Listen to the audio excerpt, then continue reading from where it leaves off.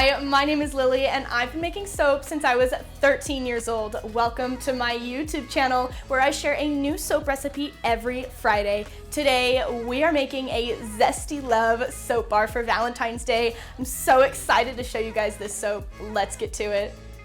For this soap, I made my lye outside, of course. If you don't know how to make your lye, then make sure to check out my online course for beginners. I'll put the link below. I'll teach you everything you need to know, but go ahead and make your lye outside and measure out your oils and melt those down. Get that all ready. While my lye was outside cooling, I melted down my oils. I melted them down to about 100 to 120 degrees here. I do heat them and then cool them, and once they are ready at around 100 to 120 degrees Fahrenheit, I add in my sodium hydroxide. I always make sure that my sodium hydroxide is around 10 degrees within distance of my oils, so we're talking 90 to 120 degrees Fahrenheit there. Once my lye was ready, I added that into my oils. I had my lye and oils around 100 degrees here, 120 degrees Fahrenheit. I hand whisked everything together. I'm always hand stirring here to make sure I don't seize my batch. I don't really use my blender unless I'm trying to achieve a thick trace or if my batch is too cold. So I hand whisked everything here, and then I added in my essential oils and I hand whisked those in as well.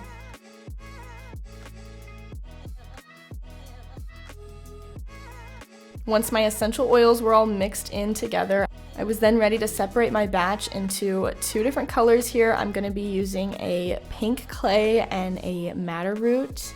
I separated my batch here into two parts. I'm going to do half pink and half of the madder root. So I took another container, poured in half of the soap batter, mixed in my madder root and my pink clay, and I did end up taking a blender to make sure that everything was to a medium trace and thoroughly mixed in.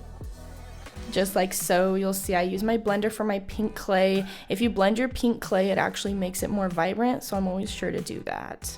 I'm going to be doing a technique that I like to call a yin and yang, or a 50-50 pour, where I pour both colors at the same time, so then you get a nice half-sided kind of different color on each side. I'm going to take both batters and pour them at the same time, pink on one side and the purple madder root on the other. It doesn't have to be perfect, but it will always turn out super cool. If you did a light trace, you would get more of a swirl in the middle, and if you do a heavy trace, you get more of a 50-50, one color on one side and one color on the other. Get every last drop. I kind of poured the pink. It was getting really thick here, you can see, so I was scooping onto one side and making sure to get every last bit of soap batter into my mold, and just kind of scooped them onto their side of the soap mold, just like so. I then took the long side of a spoon and texturized the top. I just wanted to make sure there were no air bubbles, flatten it out, and get a nice texture on the top. I kind of swirled both colors together, and I only did this to the top, so I didn't stick the spoon all the way through, just on the top. I then used my spoon spatula to texturize the top and make those little mountain scoops, and I could go over this a million times, but I'm just gonna go over it until I'm happy with it. I then took dried rose petals and sprinkled those on top. I'm always sure to add a bunch of extra because they do fall off when you cut them, but this soap turned out absolutely gorgeous, and I love the two-toned, two different colors. So pretty. I love the way that this soap turned out.